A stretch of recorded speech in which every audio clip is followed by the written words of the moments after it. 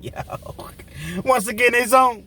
Back at you one more again. Real Kens TV and the House Like Kitchen Sinks. Now, before I get into this evening's story, if you will, y'all jump in that comment section. Let me know where you're chiming in from.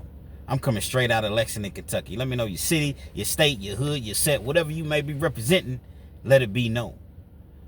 Now, with all that said, with all that wrapped up into one big old nutshell, there is a message. It's not necessarily going to be 30 minutes or better this time, but guess what? Still doesn't negate the fact that there's a message. I'm in penitentiary. It's about 10 years ago. It's my last bid that I did. Roughly about 10 years ago, man. I worked my way to camp status. Not quite sure why I was behind the walls with the lions, tigers, goons, gorillas, and bears anyway. You know what I mean? Somehow I always end up behind the fence with the real killers, man. I ain't did nothing. I ain't killed nothing. I ain't gonna let nothing die. You know what I'm saying? But somehow, some way, I found myself in the belly of the beast. Behind the walls, worked my way to camp status. I'm at Blackburn Correctional Complex, Lexington, Kentucky. It's my third trip there. Been there 3 times. My third time there, man. And so I guess it's one of those things where it's a gift and a curse. It's a blessing, but yet it's not a blessing. Reason being, I was right there at home. So your expectations are a lot higher when you're right there at home. You're expecting visits every single week. Phone calls is cheaper. Your expectations are much higher because you're right there in your own backyard. And then when things don't go your way, guess what? You trying to figure out, you're over analyzing things. You trying to figure out, how is it that I'm 10, 15 minutes away from the house, my girl's house, and I'm not seeing her every weekend or every other weekend or every third weekend. So, your mind starts to really, really play tricks on you. But at the same time, there's no place like home. I'm at home, and I'm in a regular dorm, Unit CC. And after you're there for a while, after about a year, you become eligible to go to the honor dorm. They came to me one day and was like, would you like to go to the honor dorm? I was already cool in the dorm that I was in, so I was like, nah, I'm straight, man. I ended up staying in the honor dorm. Well, I ended up staying in CC, rather, for about 3 or 4 more months. And all the people that I was cool with, they started going down to the honor dorm. So the next time it came around, they asked me, did I want to go to the honor dorm? I said, you know what? Honor dorm it is. So I go to the honor dorm. The honor dorm was like the edge of the earth. It was the last dorm on the yard. Now, when I say the last dorm on the yard, meaning that it was the furthest building from everything else on the yard. You had to walk so far just to get to the child hall. It would take, just a normal pace, it would take you 5 minutes to walk from the honor dorm to the child hall. Doesn't seem like it's a big deal, but in the wintertime and it's -5, 10 degrees outside, and that wind chill is cutting your face, it definitely plays a role. Then when you have asshole officers like Warman or Tudor, she's a woman, Rogers, they see that it's cold. They know that the wind chill and it's right there by the highway. So you take your towel, like you have a towel that they give each inmate or whatever, and you put that towel to cover your face up to, stop that wind from cutting. And they see you doing it and they take your towel away from you. When you first walk into the child hall, you getting yourself together, trying to warm up, and you don't take your toboggan off, which is one of these. It's a khaki toboggan. They take your toboggan and try to write you up. Jerks. Real assholes, man. But I still decided to go to the honor dorm despite all of that. The initial bay that they put you in, it's 12 people in a bay. You work your way down to 12 people, then you may go to a 8-man bay.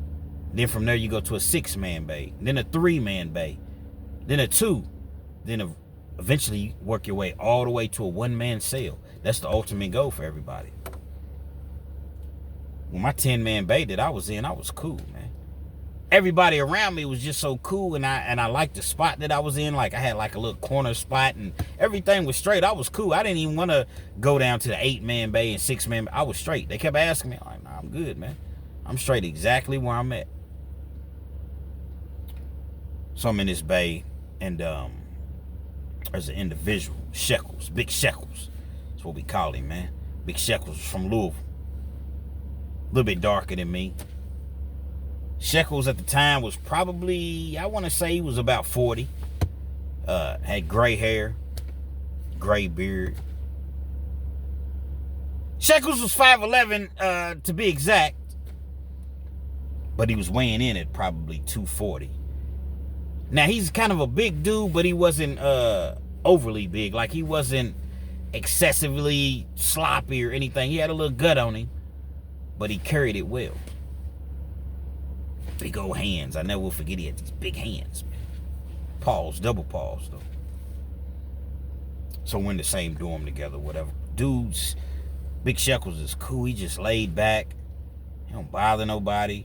He got his money out on the streets. That's all. He was a player out on the streets, man. All he wanted to do was get his money. He's one of them type dudes that went to the car wash every day.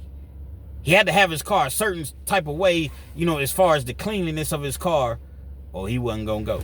Go to the car lot every day, get his money, put his money up.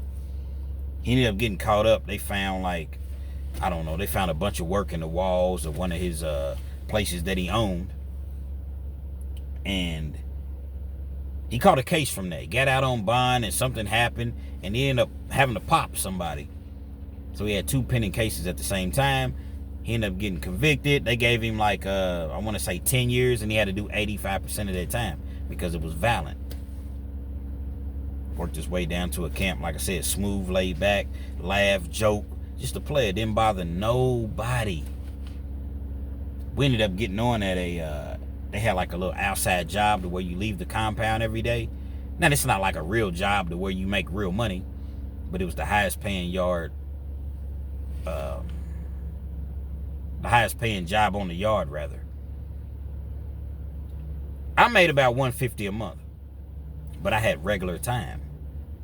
See, Big Shekels, he was doing 85%, which meant he didn't get any good time. So being that he didn't get any good time, he got the full pay. See, $150 a month is half of what I should have gotten. Big Shekels was getting about $300 a month. And then if you get on one of those trucks, and I'm going to explain to you about the trucks in just a second. But if you get on one of those trucks, delivery trucks, to where you're going to different places within the Commonwealth of Kentucky, state buildings, and you're, like the office cubicles, that's what they would do. They would assemble desks or take out old desks and furniture and bring in new furniture. That's what you would do all day long. We get off work at about 3:30. But oftentimes, if you got on that truck, you might work until 8:30, 9 o'clock, 10 o'clock at night, which is a beautiful thing. It means you're going to eat well twice a day. Might go to Wendy's one day, might go to McDonald's, whatever the case may be. By the time you got back to the prison, you full, you tired, you've been out all day, plus you get time and a half. So oftentimes that $300, that $350 that Big Shekels would make every month would probably be close to $550, $600. He's living it up. He's living it up in prison. You making $550, $600 a month in prison? Now I know how it sounds. It sounds kind of ignorant to really, when you really think about it, because you can make that a week out here on the streets. But oftentimes we refuse to do that on the streets, but we'll go in prison and break our necks to do these things. Every morning the van would come and pick us up at about, I want to say at about 6:50, 6:45. We go to Frankfort, Kentucky, which is the capital of Kentucky, Department of Corrections or whatever. It takes us about 25 minutes to get there. We get to the warehouse. We look at the little list, see what truck that we're on or whatever, get to loading up the truck, getting, everything prepared for the day. I ended up with this job because it was a great look. The parole board sees that you have this job, and that's really why I wanted that job. The parole board sees that you're working here. Oh man, you got an excellent chance of making parole. Oftentimes you will be in the same building, in the same room as the parole board. You go in, you clean the room, or you move a desk in or take a desk out or whatever, and they would write you this beautiful letter of recommendation. So it was a great thing to work out there. Only thing about it, only 20 people could work out there. I got blessed. I got hard on. I don't know how, but I ended up it was a blessing, and I ended up getting hired on. Big Shekels, man, he turned into just a bootlicker when he got out there. It's just the I'm not talking about him. I'm not building him up just to tear him down. He knows he would turn into a straight bootlicker when he got to work every morning. Everybody else is chilling, drinking a coffee, or just chilling, trying to hide from Keith, because the main dude out there was Keith, and he did not like to see you sitting down. If he seen you sitting down, he was gonna find something for you to do. Just the most silliest of stuff, he gonna find something for you to do. Now Keith worked for the actual, he didn't work for the Department of Corrections, but he was over us at this warehouse. Big Shekels, man, every morning, man, he would come in, he'd grab a push broom, he'd grab a mop, he would do something without anyone having to tell him to do it. And he would just do that the entire time. Now, once if he was on the truck for that day, then he's gone. But some days he didn't make the truck. So if he didn't make the truck that day, guess what? You might be at the warehouse all day long, and Keith is just going to find stuff for you to do. Me, I'm somewhere hiding, I'm somewhere asleep, because it's a warehouse, so they got boxes and stuff. I'm in between the boxes. I got my chair. I'm laid back. I'm knocked out, man. I don't even like his job, man. Yeah, the money's cool, but I'm just not the bootlicking type of individual, man. Keith and I bumped heads several times. I'm surprised I didn't get fired. I missed so much work. I would purposely schedule my classes that I had signed up for to where I would only have to be at work maybe, 2-3 times a week. And people would be like, man, this dude right here, I don't know how you get away with not coming to work. I just would not. I hated that job, man, because it was just full of bootlickers, man. Out of 20 people that was out there, 15 of them was bootlickers. Yes, sir, Mr. Keith. No, sir, Mr. Keith. I does it for you, sir. Man, fuck that shit. I'm trying to hide from Mr. Keith. Fuck Mr. Keith. That was just my mentality that I had. Maybe it's not the best of mentalities to have, but guess what? That's how I felt. Me and Mr. Keith got into it one day. Everybody's outside. They trying to impress him. It's freezing cold outside. They shoveling the ice and the snow or whatever. Man, I'm cold, man. I'm going inside, man. I go inside to, warm my hands up or whatever. I've been out there the whole time shoveling or whatever. Well, Mr. Keith didn't see that. So when he comes inside, he was like, you think you special? How come you ain't outside with everybody else? I'm like, man, I've been outside. I just came back in. I warmed my hands up. Man, you need to get back out there. Everybody else is cold. Everybody else needs to warm their hands up. You need to get back inside, or I'll take you back to Blackburn right now. I said, well, shit, gas that motherfucker up, man. What you need, some gas money? Gas it up. You can take me back to Blackburn, man, but you ain't gonna talk to me all reckless and all crazy, man, because you think that, this job I don't give a fuck about this job. Yeah, that's what I told Mr. Keith, man. I was way out of line because not only I could have really gotten a write-up, and a serious write-up. I guess Mr. Keith, man, he felt my pain, and, as a man, he came back to me, apologized how he came at me, and we were able to talk it out or whatever, and I never lost my job there. Although I probably should have been fired several times, man. In the meanwhile, Big Shekels, man, he's a yes man at work. But back on the yard, he cool, man, laid back, just, he didn't really work out or anything like that. He would come in, take a little nap when he got off work or whatever, change into his grays. When I say his gray, you wear gray sweatsuits, white t-shirts. You see him out on the yard, listening to his CD player, his headphones or whatever, just walking the loop, just kicking it, just laid back. We in the dorm one day, we in the bay, and there was another individual in the bay, and it's always somebody that's aggressive. Half the time they're aggressive for no reason. Black Jeff, man. Black Jeff was mad about something. I don't even remember what he was mad about. I think he was talking about when he was trying to sleep, people was being loud. So he's addressing the whole dorm. It ain't nothing but like 10 of us in the dorm. I don't give a fuck. Now you hard. You had a little kitty camp. Everybody's trying to go home. Everybody's trying to do what they need to do to get home to their family. But now you want to play as though you behind the fence and the walls with the lions, tigers, goons, gorillas, and birds. I don't give a fuck. If this is what we own, this is just what we own. He gets to banging on stuff or whatever. Like I said, he was a little upset because he would go to bed early at night, 9:30, 10 o'clock. And it's his jail. Even though it's respectful, even though it's his prison, even though It's the honor dorm. It still is jail, so it might be a little noise. But I never really understood it because the Bay was never loud. Nobody ever got loud. So this particular day, man, I just think that Black Jeff has some things going on in his mind. Black Jeff was black than a motherfucker. Had like a little baby afro. He worked out. Black Jeff was probably, I don't know, 35, 36. Been in the system in and out, his whole life. Kind of cut up a little bit. Had some nice size to him. Probably weighing in about 220, 225. He was probably about 5'11" too, because they was about the same height. Now that I really, really think about it, he was about 5'11" just as well. He was just loud and obnoxious. On the flip side, Big Shekels, he was quiet, reserved, and just all about getting some money, man. That's all he wanted to do, was just get some money and be clean and ride clean, man. He's one of them guys that cleaned up everything, man. He was going to be clean. His area was going to be clean. The dorm was going to be clean. The bathrooms, everything. He was just, he was just a cleanliness. That's just what he was about. He's going through it. So finally, Shekels is like, Big Shekels is like, hey, bro, no disrespect, man, but you doing all this yelling and screaming, but put a name on it. If you got a problem with somebody, you're addressing the whole dorm. Why don't you put a name on it and we can, get some resolve? Like, I didn't see nobody and I didn't hear nobody being loud. So who exactly are you speaking of? Because you putting it out in the air as though you're speaking to everybody. Nigga, I am speaking to everybody. And if whoever don't like it can get me. I'm in my any man mode. Any man mode. Any man mode. Any man can get it today. Look, bro, you all this old extra aggression, man. You ain't even got to go through this, man. This is not that deep. We're at a camp, man. We chilling. Nobody has intentionally done anything. Like I said, I'll go to the hole and do the rest of mine. That old ignorant ass shit you hear in the penitentiary. I go to the hole and do the rest of mine. Nigga can get me right now.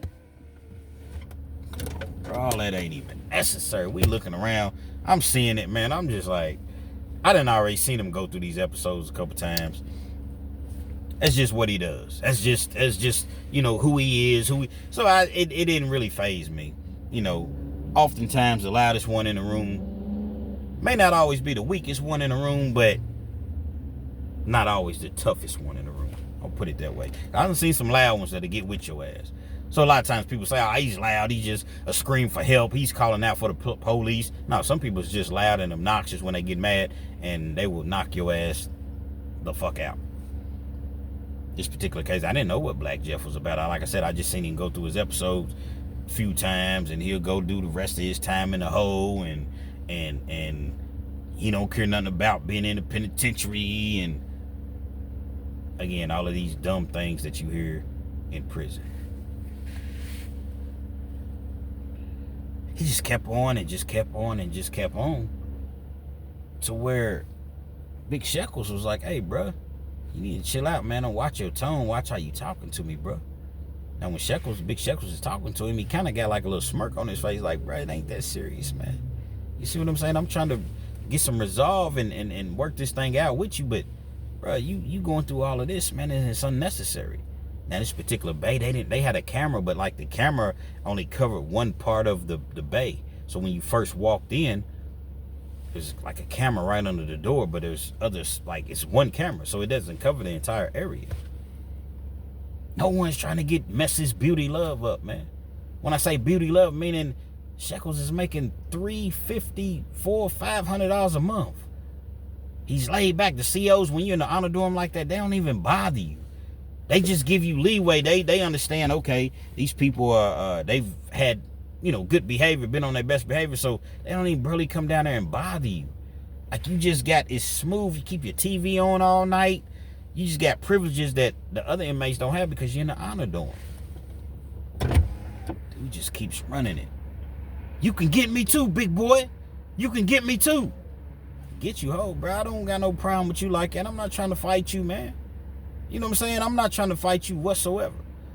Now, you say you have different levels of being humble. You got some people that are not truly humble, but they'll act as though they're humble, just so that you'll be enticed to run up on them, and then they're going to hit you with a 4-5 piece. Then you got some people, such as Big Shekels. He's legitimately humble. He don't want no problems, but that don't make him soft. It's that old saying, don't judge a book by its cover. But this is one of those situations to where Black Jeff definitely judged the book by its cover. Big Shekels was a big dude, but like I said, he was kind of like laid back, like a gentle giant, a teddy bear type dude. You know what I'm saying? That's the perception that you would get just talking to him, and you see the way he jokes and laughs or whatever. Black Jeff's getting real aggressive, man. He's getting louder and louder. He's getting closer and closer. Hold on, bro. Just calm your nerves, man. Keep you cool, man. You know what I'm saying? We ain't even got to go there. Keep you cool. Black Jeff still talking all this and that, and I do this and I do that, and any man can see me, and I'm gonna sleep my man, and I'm gonna stomp him out. And he got closer and closer and closer, and next thing you know, boom!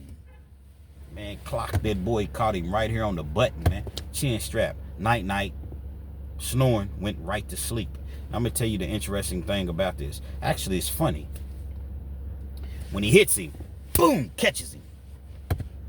In the honor dorm, we don't have a top racks. Everything is just a lower bunk. That's part of the privilege of being in the honor dorm. Opposed to the other bays and dorms, if you're on the top rack, you got to climb up top like a bunk bed, but everything's metal instead of wood or whatever. Well, in the honor dorm, you just got a lower bunk.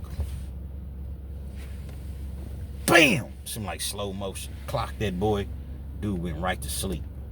When he goes to sleep, imagine now, Shekels is 5'11". Shekels is 5'11". That's where the power truly comes from. But he's about 235, 240, man. And he caught him. And when dude fell, he fell right in his bed, man.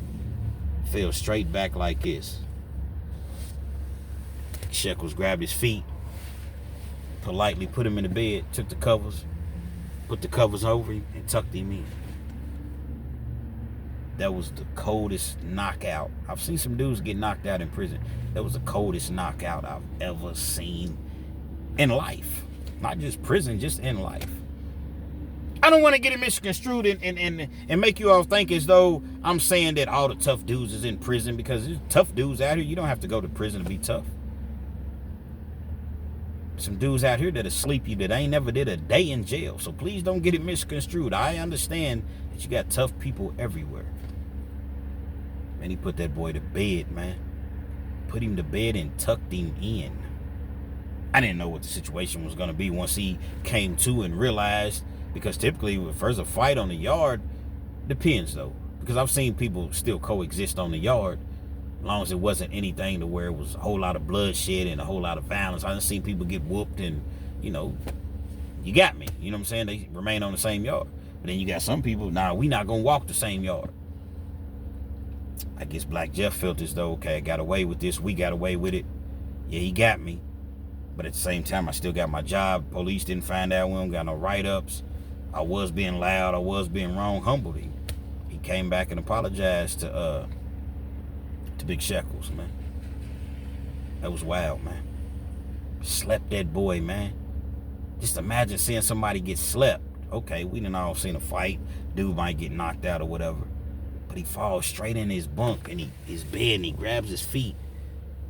And he doesn't even do it. He does it like kind of politely. Grabs his legs, puts him in the bunk. Make sure that and tucks him in, man. I never heard a peep out of Black Jeff after that ever again, as far as on some aggressiveness or whatever. Now, I want to say that the two was in the cell for maybe another month, and then Shekels ended up getting moved to he skipped the 8-man dorm. He went right to like a 4-man dorm or whatever. And when I ended up making parole, he was in a 2-man dorm. So he was next up to get that 1-man room. Me, like I said, I was cool where I was at. I ain't care nothing. I didn't even really want to be in a room by myself, to be perfectly honest. I was straight where I was at, man. But that's the wildest and the coldest knockout that I've ever seen just in life, man. You didn't even see it coming, man. Dude was just, man, I'm just sitting. All this old hand motion. He's getting closer and closer. And, you know, Shekels, hey, bro, I don't want no problems. I don't want, boom! Night. Get nice, sweetheart. It's time to go. Put him to sleep, man. Stop judging people based upon how they act. If they humble, if they're, you know, they have the sentiment of you know, just being laid back and not bothering. It don't mean they can't fight, and don't mean that they won't go. It just means that they got some peace about themselves, and you know, they got manners, and, you know, they're not looking to be violent. but that don't mean that they can't and they won't be violent, man. Real Kens TV. Hopefully y'all like the video. Feel free to comment, definitely share, subscribe to the channel if you're not already subscribed. Be sure to hit that post notification so anytime I bring you this action and this heat. That's the heat that Black Jeff got hit by. Hit with, rather. Amongst the first to receive. Hey, Kens, man, we noticed you doing videos that's less than 30 minutes. Some of my videos, most of my videos are going to be more than 30 minutes, but I'm hitting you all with just different subjects and things of that nature throughout the day. See, YouTube, apparently, they don't want to push my videos out there. I'm seeing all type of newer channels have way less subscribers than me, and they getting 12, 13, 15, 20,000 views. But guess what? We're not going to complain about it. We just going to work harder, and we just going to grind and keep pushing, man. We're going to get this thing to 100,000 subscribers somehow, some way. We going to get there, and the only way we going to get there is to work, baby. Real Kens TV. Respectfully.